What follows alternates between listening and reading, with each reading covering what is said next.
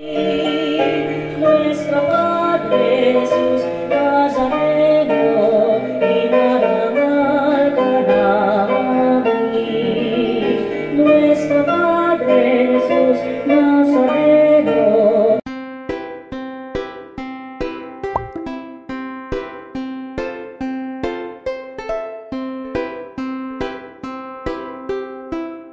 Hello mga palangga, mayroon ako na naman sa inyo sasabihin. Yung kapatid ko, umiinom ng blue tea.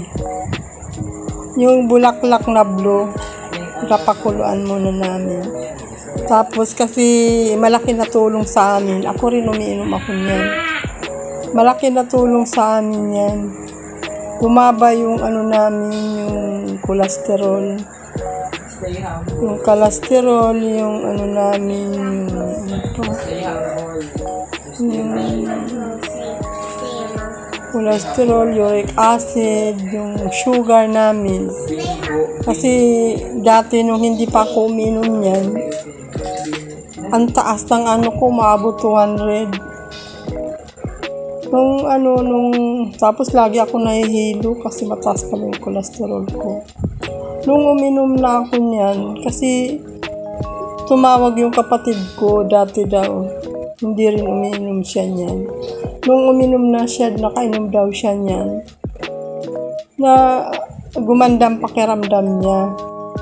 Tapos, ayun, tinitry ko, naghanap ako ng Tapos ngayon, nagtanim na ako ng buto. Hinahanap ako ng buto. Kasi malayo ang kapatid ko nasa Bulacan. Naghanap ako ng buto. Ayun, nagtanim ako. Ang bilis lang tumubo niya. Yung mga bulaklak, ang bilis lang tumubo. Pag itanim mo yung buto, ang bilis tumubo. Tapos, ang bilis mamulaklak. Bubulaklak agad. Tapos yun ang ginagawa ko sa umaga, mamimitas na ako ng bulaklak, tapos magpapakulo ako tubig. Yan. Magpapakulo ako tubig, tapos hinugasan ko yan. Kasi, kailangan mainit na tubig ang inumin mo, maligamgam. Yan. Ang bilis, ang dami ng bulaklak niya. Sa isang araw, tama-tama 2 baso na gagawa namin kami ng kapatid ko. Pinainom ko lagi kasi nung mag-laboratory siya, wala, normal yung mga niya, yung cholesterol niya normal, sugar, uric acid, normal ang result sa laboratory. Kaya tuwing umaga ginagawa ko yan, magpakulo ng tubig. Tapos pagkulo na yung tubig, hugasan ko muna yung bulaklak, blue tea. Hugasan ko yan, tapos lalagay ko na sa baso. Pagkulo ng tubig, lagyan ko na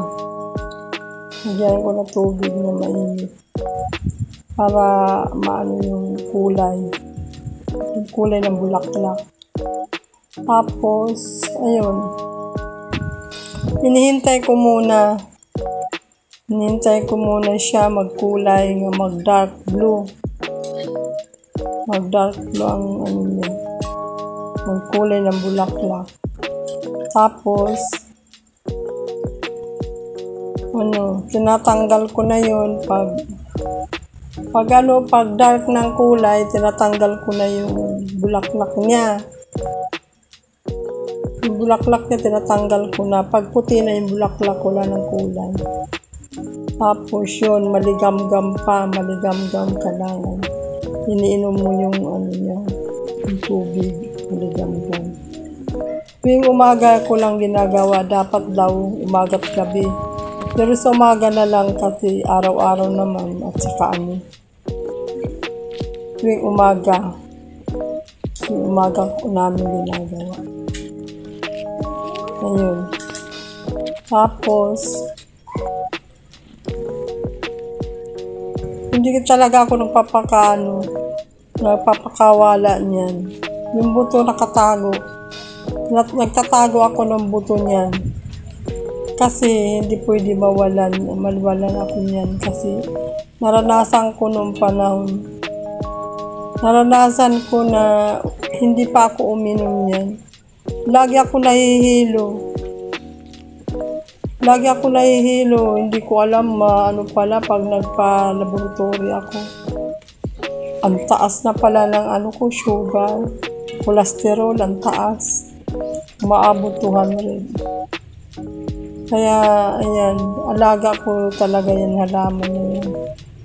Yung kapatid ko rin. Nalaman din ng kapatid ko, yung balain niya, na-confine. Tapos, meron din nagsabi sa kanya na uminuman, may nagbigay din sa kanya ng ganyang bulaklak. Kaya gumaling na siya. Tapos, nung magkasakit naman yung kapatid ko, sinabi naman ng balain niya na inom ka ng ganyan, maghanap ka. Ang dami pala sa kanila. Doon sa lugar sa Bulacan, ang dami palang ganun. Ayan, ganan. Mga pinitas ko yan. Mga pinitas ko na yan sa umaga. Sa umaga lang. Yan, hinugasan ko yan. Tapos lagay ko sa baso yan. Yan.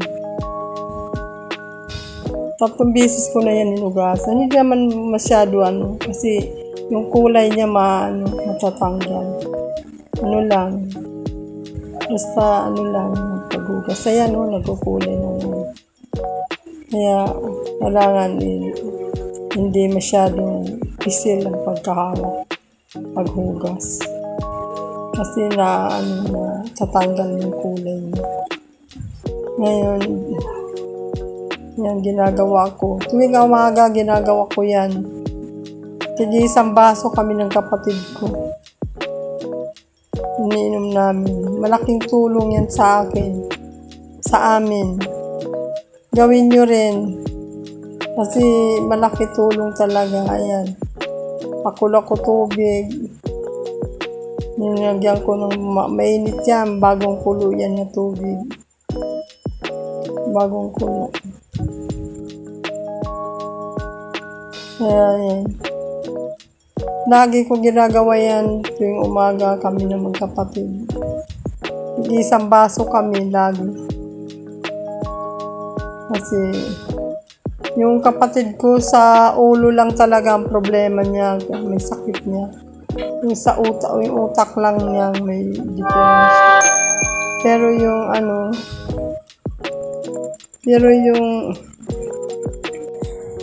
ganyan.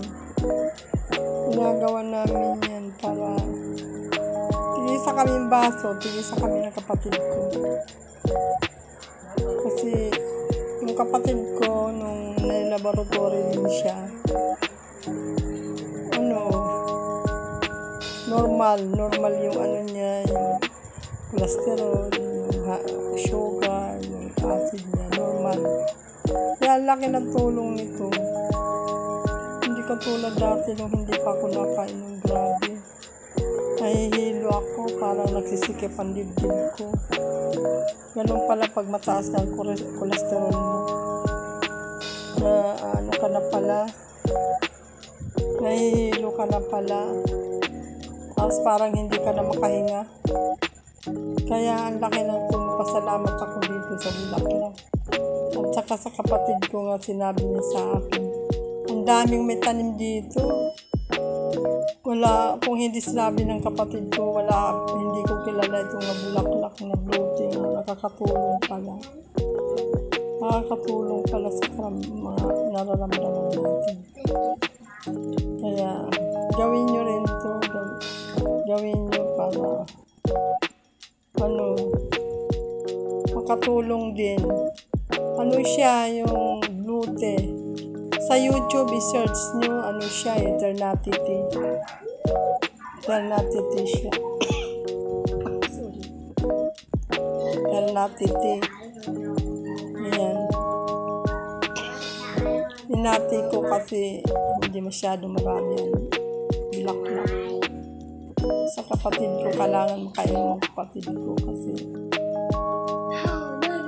may problema na nga sa utak.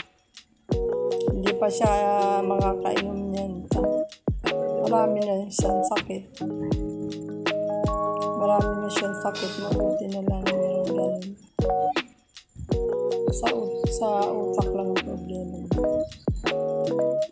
Kailangan natin matanggal yung cholesterol natin. Tsaka sugar, uric acid. Yun ang nagpapabara sa natin. Yung cholesterol sa dugo natin para makadami. Ang hirap. Hirap talaga. Dati hindi pa ako nakakainom nito. Diyos ko. Hindi ko na kaya. Sabi ko, ano ba ito? Pabalik-balik ako sa doktor, pa-check up. Ano ba itong nararamdaman ko? Nahihilo ako, nagsisikap ang dibdib ko. Hindi ko na kaya kumilos, hindi ko na kaya gumalaw. Tapos may ininom akong gamot. Pabalik-balik naman. Maiinom ka, tapos ayaw ko kasi ng maintenance. Kasi nakakasira pag matagal ng inom.